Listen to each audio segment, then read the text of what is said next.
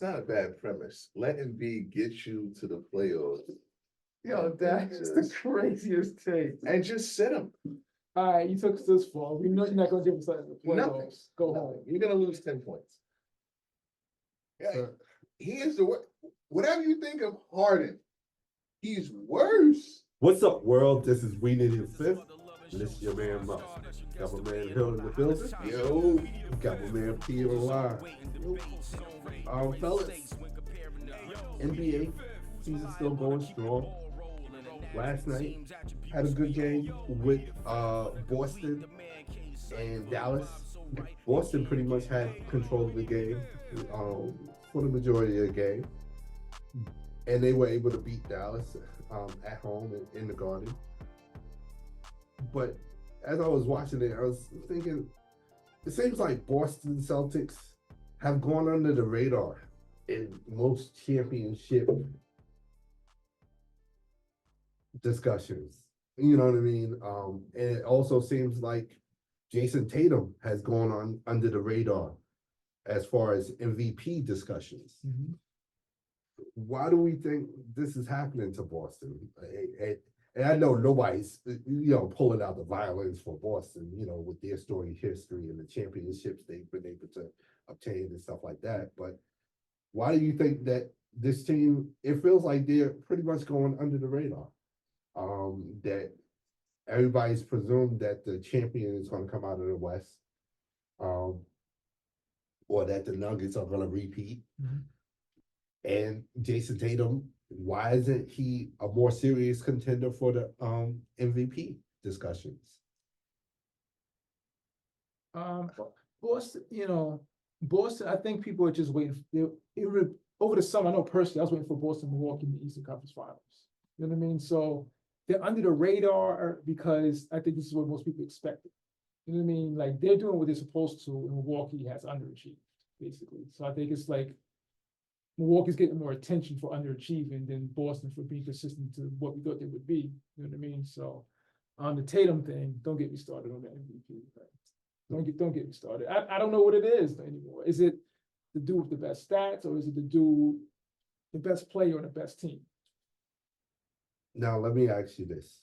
And I know one of the things I was thinking about when I was watching them play last night is that does Tatum suffer, and maybe this is a question for Hill, does Tatum suffer from playing next to Jaylen Brown?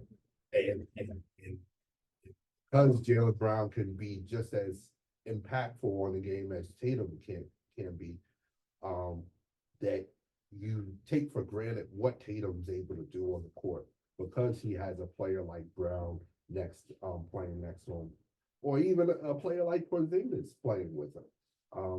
Do we take for granted what Tatum's able to bring? I think we are already, because I think Boston's just a product of their own success.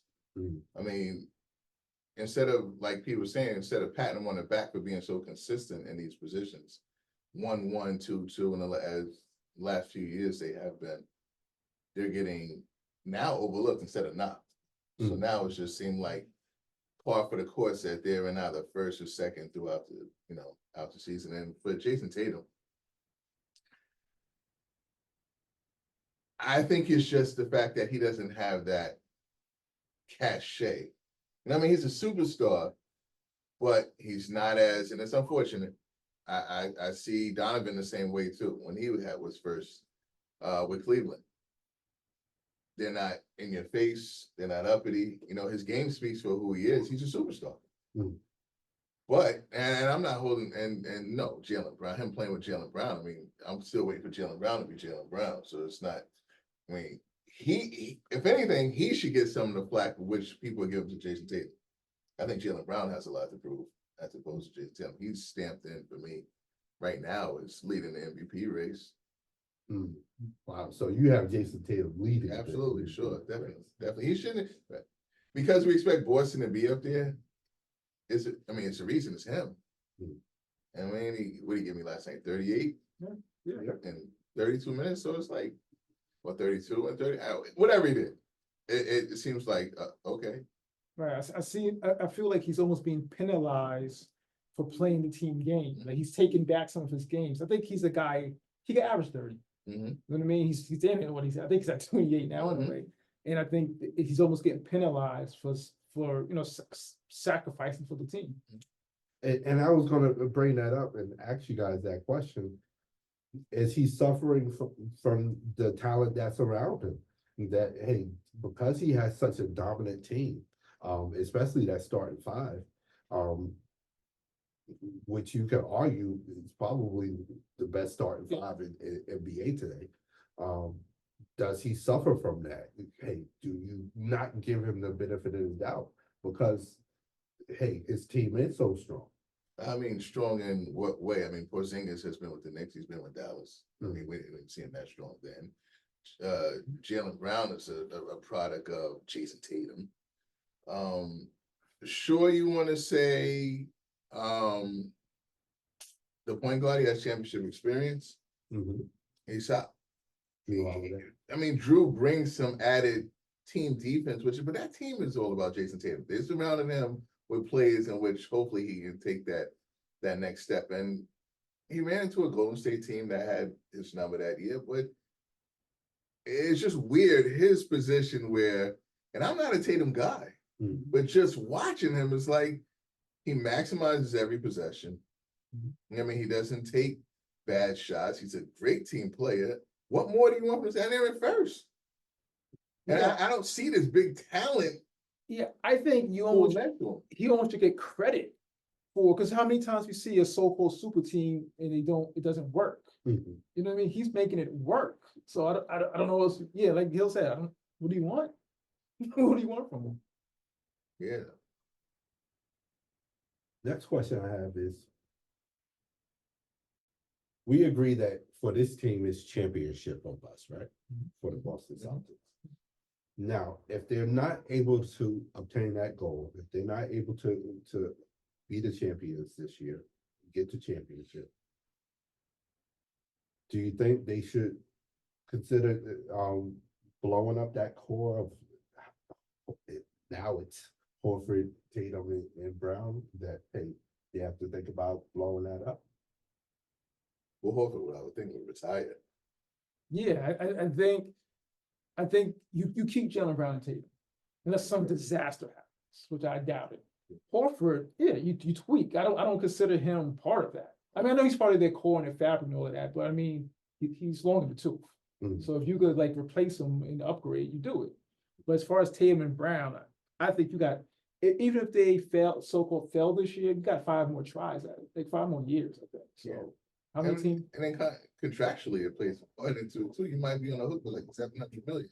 Yeah, it's not like you should give it Jaylen Brown away. I mean, they have to take that big contract, and you have to substitute the talent, which you hopefully right. Because there was talks of doing this about 2 or 3 years ago. should have been. Now they got the best record in the league. So it seems to me they did the right thing by keeping them together as of now. Okay. So Pete, I know Hill has Tatum at the top of his MVP ladder. Where do you have him? All right, that being said, I got probably got him at number, I got him at number 2. That's not I mean, maybe no lower than 3. Because I got SGA as the leader, because, and I'm gonna contradict myself a little, because I do think Boston's has better talent around him. SGA doesn't have another all-star on the team. But I like I said, if you say Tatum, I'm not gonna argue it. You know what I mean? Like, he's the best player on the best team in the league, and they're running away with the East. You know what I mean? So, I think it's going to come down to the wire. But right now, I probably would vote SGA. And I think I'm with you with that. And Hill, it's your fault. You totally sold me on SGA. I know you've been on SGA for a while, for years now. And hey, I finally bought my ticket to that wagon right there. I'm a believer. I truly believe SGA is playing out of his mind, and to have OKC where they're positioned at, I think they could easily make a trip to conference finals if not the finals itself. But yeah, look, what you think I'm crazy for that? What? I mean, that so-called all-star, if he had a left hand and played well in the playoffs, Tatum would be thought of even bigger than he is now. That's sad. I mean, Jaylen Brown, and I'm a Jaylen Brown guy. Are you? Are you? He's hurt Tatum's legacy. He has. Not his own. I mean, he's financially stable, Yeah. set up his family forever, generationally, He'll be okay. and I'm ecstatic about that. Big buck. From a basketball standpoint, though, he's had some rough playoffs. Yeah. And that falls on Jason Tatum's legacy. But to be fair, when Jaylen Brown had these rough playoffs, Jason Tatum was in the building, and to your point, if he's a superstar, he had the opportunity. He was on the court. He had the opportunity to change their fates. I know, in particular with Golden State, when they had their championship opportunity, I know the stories are that, hey, he played hurt during that time period. But as my man P often says, hey, you're on the court.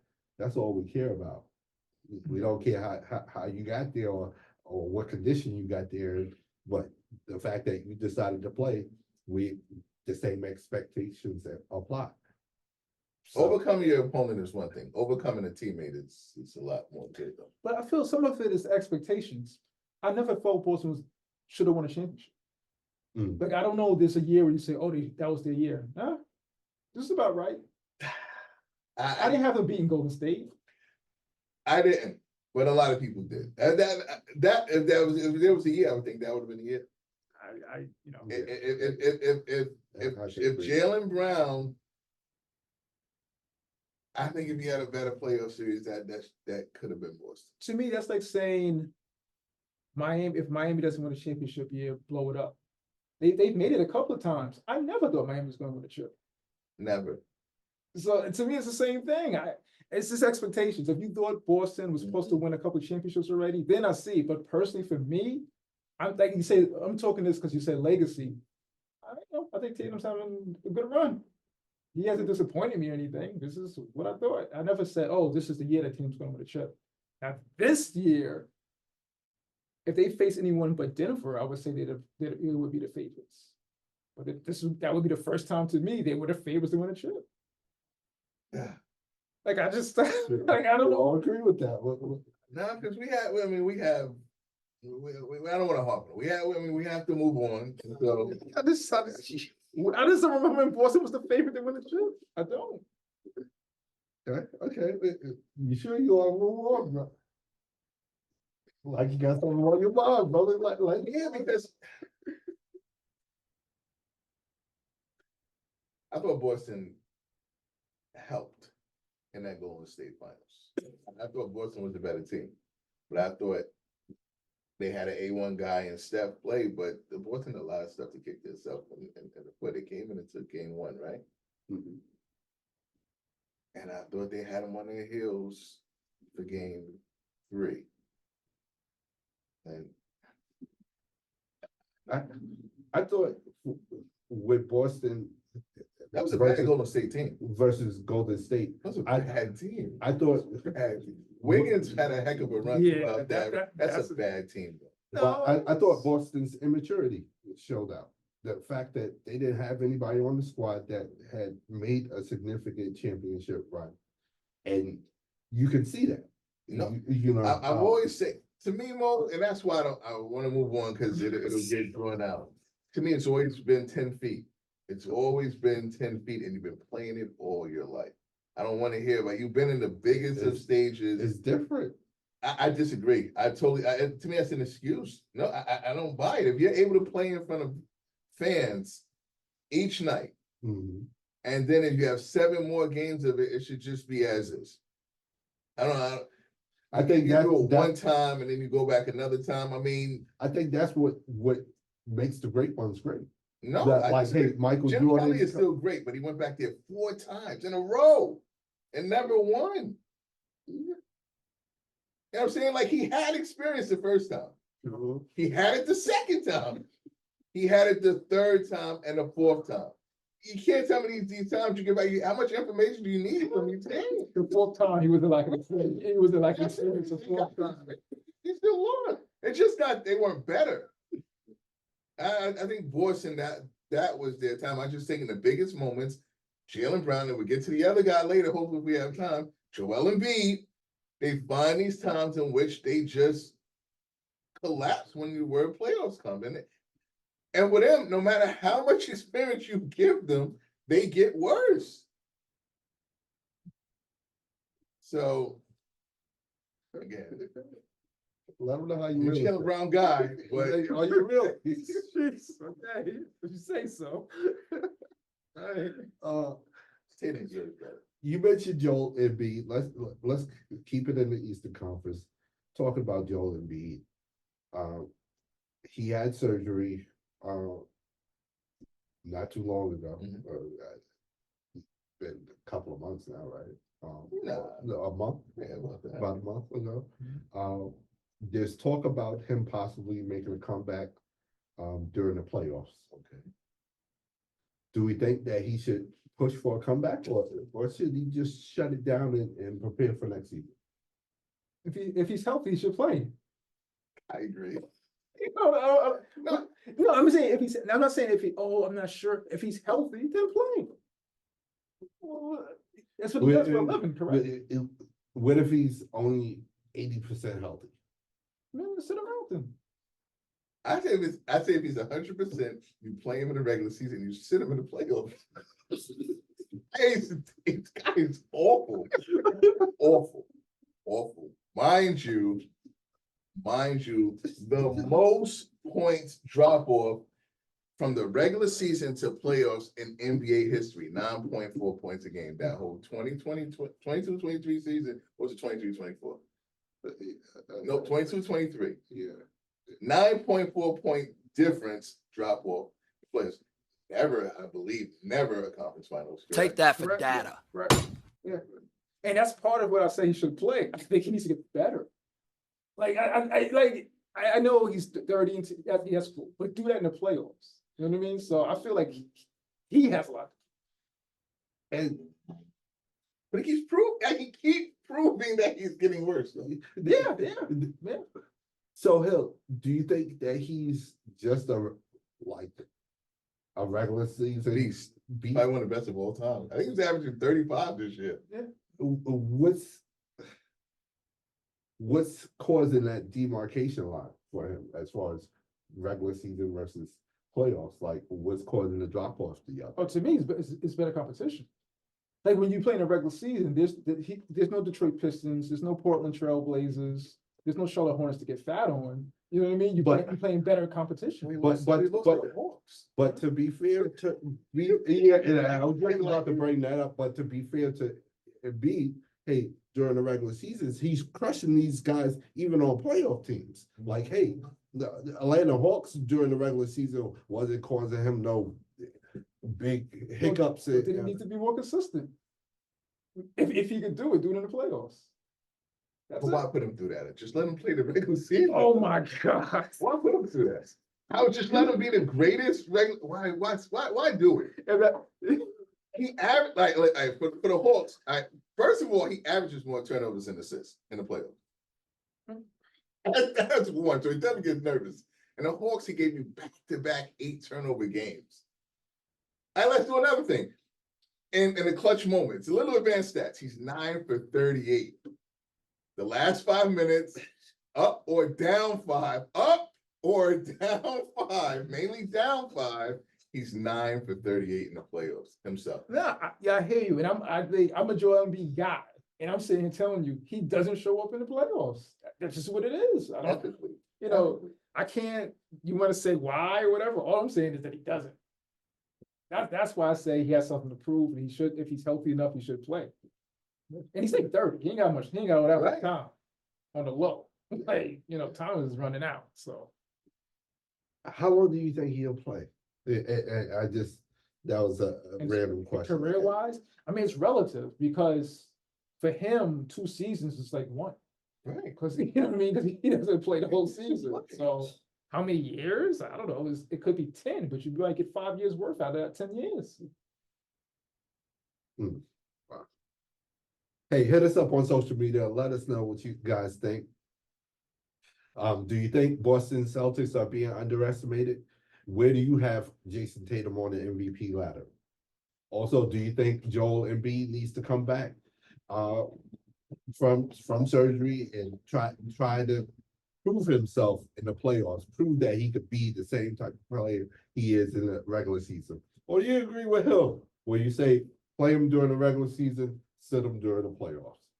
Hit us up on social media, Facebook, Just get you there. Instagram, Get you to the playoffs. He's got their record is unbelievable. What are they now? That is 4? crazy. Get us to the #1 seed. Just get us there. See you next year when the playoffs start. Hit us on TikTok. Don't forget to subscribe and like the YouTube channel and hit that notification button so you know when the next video comes out. Don't forget to subscribe to the podcast wherever you listen to your podcast. And you can hit us up directly at weneedafifth@gmail.com. Fellas, today's March 2nd. Tonight, LeBron James is going to be playing the Denver Nuggets. And we believe that he's going to be crossing the 40,000 point threshold. And he's going to be in the company of one.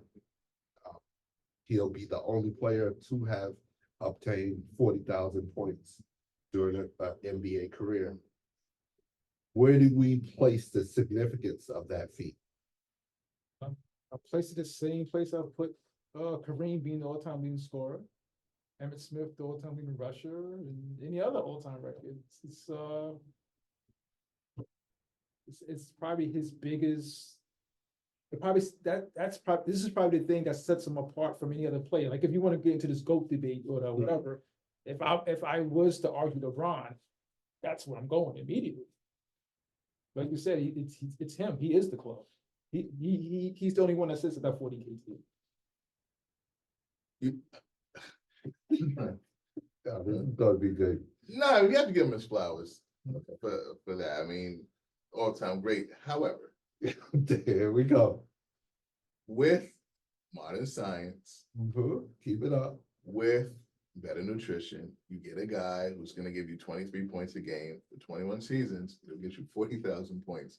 So My pushback on that would be, and you're right, but anyone who came into the league 2003 or later, they had the same opportunity he had. He's the only one that did it. absolutely, I'm saying Steph and Durant, they're out here, right? not now. I'm saying for the next generation coming on, whoever it is, You're saying don't get comfortable with this. 23 points is all they have to average 21 seasons. If someone could do that, they'll beat 40,000 points. Okay. Well, You're asking a lot. You're asking a lot. But to me, it's a whole home. It's whole home. 1 of 1 should mean quite a bit. It's just that he stayed way too long for me. So for you, it's whole home because you feel like it's not going to stand, basically. I think he chased it. Hmm. I mean, but the kickback to that is he has his body in shape to chase it. Yeah. But for me, I don't. How can I say that? The guy gave me 19 points in the fourth quarter, came back to beat the Clippers. Hmm. He's playing well. It's him, Anthony Davis, and a really good team. And right now, they're currently in what, 8? Yeah. 7? I think 8 might be 8? a stretch. I think they're playing material, right? Fake playoffs.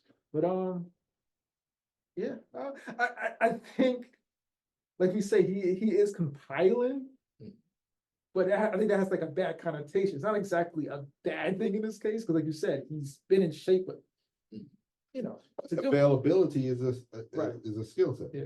So I think it's a big accomplishment. I don't think I'm going crazy over it, but I think it is a big accomplishment. Yeah, definitely. I think it's a big accomplishment to be acknowledged. And to Pete's point, I think for those people that argue for LeBron James to be considered the GOAT, that this will be another bullet in their arsenal for that argument. For those people that don't believe he's the GOAT, this won't matter. So people say like, he had more points than Jordan, I'll say true. So then the next argument is he had 40,000. I'll say true. It's the same thing. You know what I'm saying? Like, Yeah, I mean, everyone has to look at the game in a certain way, but for me, it's like, I think he has one, maybe two scoring titles. So I can't look at you as the best scorer. Like you said, he played 21 games, you're only the best scorer twice. right. So, yeah, so I understand your point, where you say it's compelling. Does Carmelo have more points than Michael Jordan? I believe so, Yeah. and that's why I know how to talk with this case, because there's no way it's no way. So I was prepared for this. Like, there's no way you tell me Carmelo was no season was he ever a better scorer than Michael Jordan. I think he had this focus, and God bless him that he's able to do it. That's why I give him the props for it. But I think that he knows he needs more ammunition to be in that GOAT conversation. I can believe He might not feel it, but I think he Yeah. wants to have as much weapons as possible to say, Yeah, this this is my accomplishments, and this is, the six. Sorry, Lakers fans, but the six is looking very unlikely. So yeah, this is where this is where he has to go. oh yeah. and especially I think him and Steph are tied right now, right? As far as championships. Yeah. So I think, especially considering that. Yeah, now that's tough that you win 4 championships, and it kind of doesn't help your case in those type of arguments. You can say, well, Steph got 4. Yeah. It doesn't really, which is crazy. 4 is a hell of an accomplishment. Yeah, but, no. But it's like, hey, Steph got 4, Kobe got 5. Like, what are we doing? But interesting. I want to stay with Bron's, or at least Bron's family, in a sense. Recently, Bron had responded to ESPN top 100 NBA prospects, I believe, and the fact that his son was taken off that list. Initially, before he got to USC, I believe his son was like number 24 on that list, or 25, if I'm not mistaken. Y'all can correct me if I'm wrong, and if somebody who knows I'm wrong, hit us up. But right now, he's not considered a top 100 prospect. Looking at what he's done at USC, what he's able to do in high school, do we think that he's an NBA prospect right now? And if you don't think that he's an NBA prospect right now, do you think time in college will give him the opportunity to become an NBA prospect? Yeah, I want to go first because I think this is quick for me. I never seen him play basketball. I never seen That's all right. I never seen him play basketball, but I do know USC has a losing record, and I believe he doesn't start. No. So he doesn't. He's a freshman in college that doesn't start for a losing team. No, he's not an NBA prospect. Not right now. I'm done. No. And why is he mainly a prospect? You only ask a stupid question. We all know it's because of his father, right? Because senior. Home and away splits. Home, 9 games. Field goal percentage, 35%. That's his field goal percentage at home, 9 games. 3-point percentage is 26%. 4.7 points a game, home. Now away is better. 38% from the field. 28% from 3. 5.8 points a game. Now, can't tell me that can't help an NBA team, then I don't know what can do. Take that for data. I guess you know what, Embiid on here, Bron on here. Okay. I mean, just being frank, those stats, you know what I'm saying? Like, with that, you're asking me, I would say, I would expect you to stay 4 years to become an NBA player. Unless he does a spectacular job. Since you've seen him, Right. you've seen him play already, do you think his game could evolve to be an NBA quality player? High basketball IQ. Good leaping ability. Mhm. Good on the ball defender. Decent jump shot shooter. Mhm. Everything else doesn't equate to his stats, though. You know what I'm saying? So I think he can get better. And right now, he's not an NBA prospect. Can he get better? Yes. Let me ask you this: he has the tools to get better. To your Yeah, point, definitely. Absolutely. Absolutely. But what did you know what I'm saying? Like what did Bron want? I mean, for one, he's a dad, so I get it. Mhm. But also at the same time, like you evaluate basketball talent around you, LeBron. Like you pick people around you. Mhm. But if this was player B, you wouldn't even entertain it. And you're hard on players who are exceptionally better than your son. And you get them off of your team. Mhm. Why would you want this on your team? Right now. You know what I'm saying? I think Bronny can get, I would hope Bronny get better, right? So this, we're talking about maybe 5 points a game. 37% shooting? Again, I'm just going up the numbers that I'm hearing. I never saw him play. I refuse, because to me, it's just like, you're not gonna hoodwink me. It's USC's a bad college basketball team, correct? Right. Yeah, definitely. They lose more games than they win. Absolutely. Why would I tune in to watch that? Other than, you know, he's LeBron James' son. That's just not enough for me to watch, to be honest. And it's I've seen bad teams be must-watch TV, a la Wemby, a la Colorado. I really didn't. Late in Colorado's schedule, I started to say, you know, it's only so far I can do this. But even when they were maybe 3 or 4 losses in, Shador is still must-watch TV. Mhm. He's that dynamic. Yeah. Wemby has maybe what 8 wins, 9 wins. He's that dynamic. I'm watching every time he plays. You don't get that with that.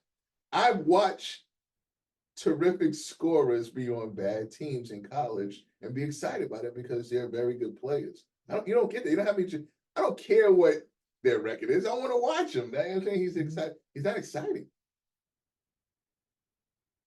Exciting is code for me. He's not exciting to me. Is code for he's not. You know what I mean? Yeah, No, I'm trying to be nice here. Yeah, You know what I'm saying? So, and I'm gonna keep this. We're gonna move on. We're gonna move on. We're running close on we time. love Respectfully. And we love LeBron. We love Embiid. Hey, love what you guys we want him do. to get to the league. Yeah, But it's just got to be realistic. And if he gets the opportunity, especially if this maintains the numbers that you're talking about, maintains, and he doesn't get any better from this, and he gets an opportunity to be in the league, that'd be nepotism at its highest form. The only reason why he would be in the league at that point would be because, hey, LeBron James is his father, with those type of numbers. Yeah, any other player with those type of numbers not even being looked at. So I think you have a point in that.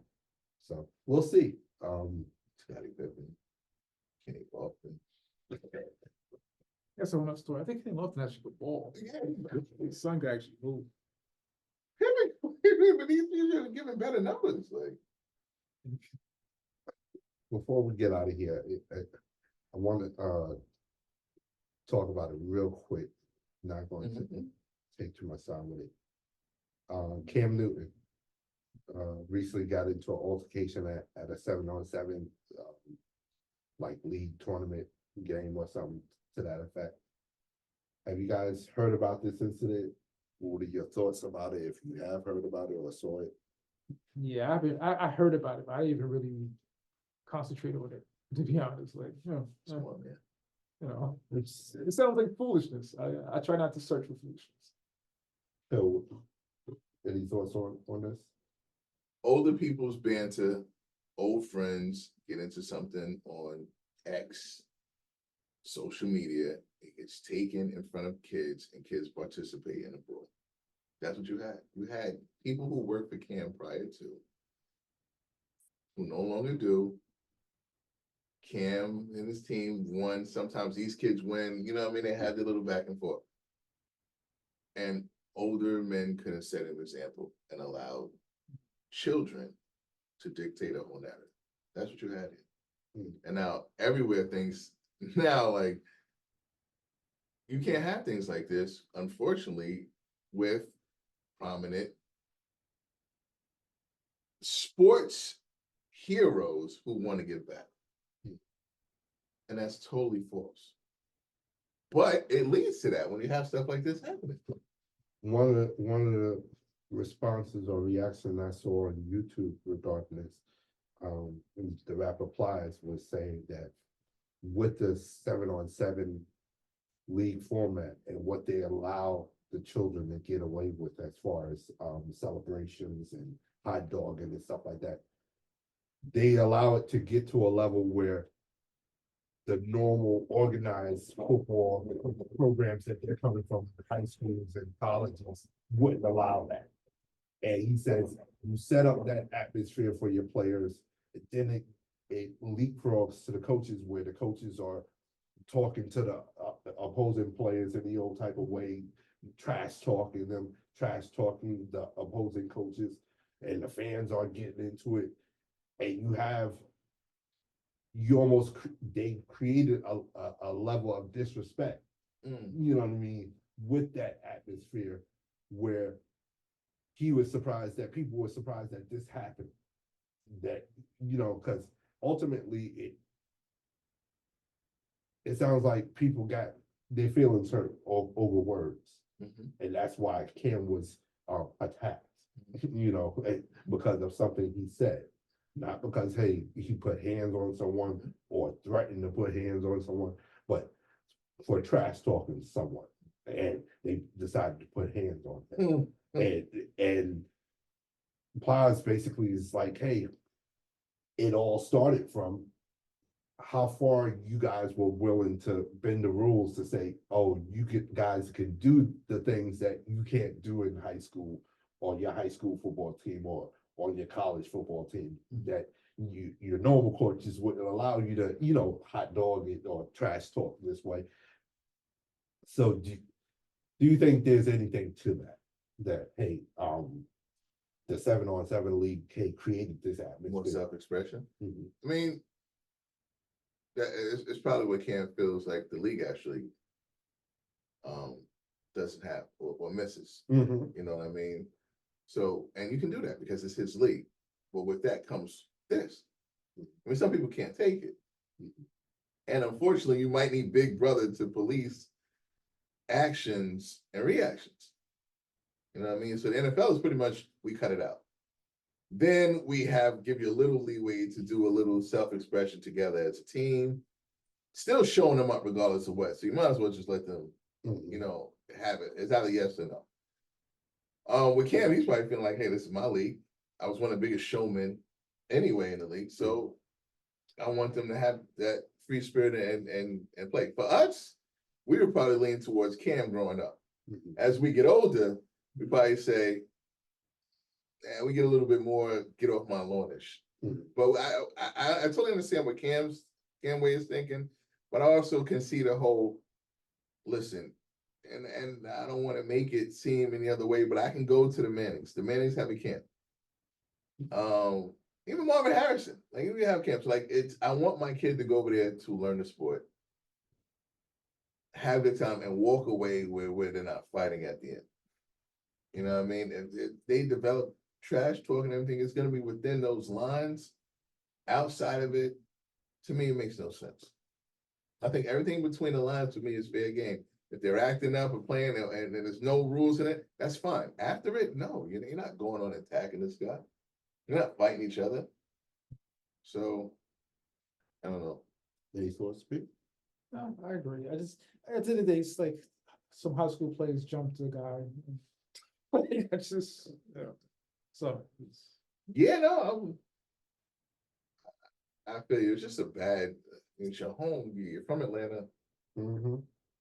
You're pretty much saying like, you end up losing investors. It's just a bad look all around.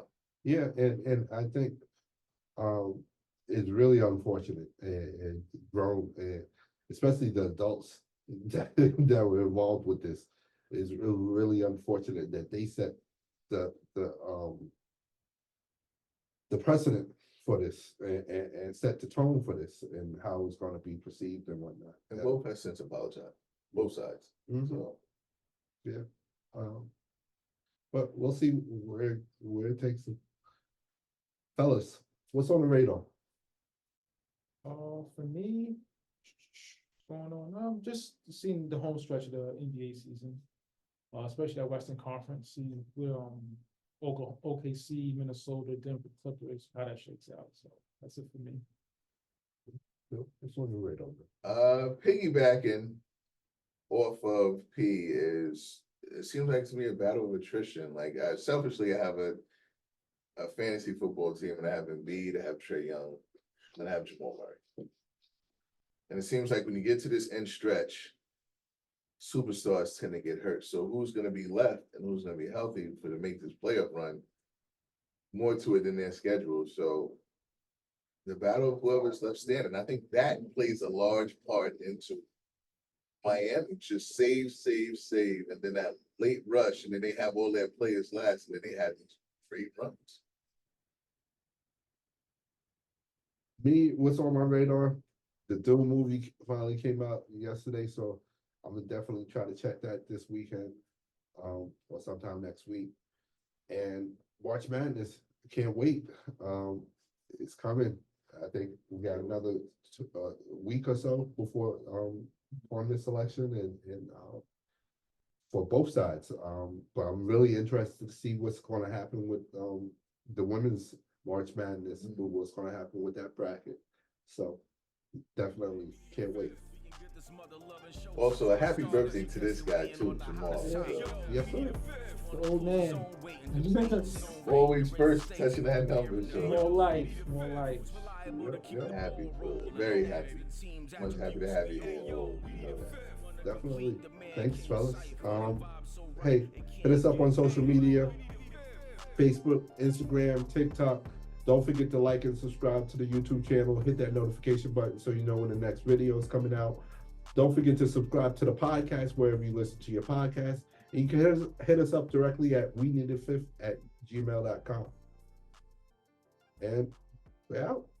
Peace.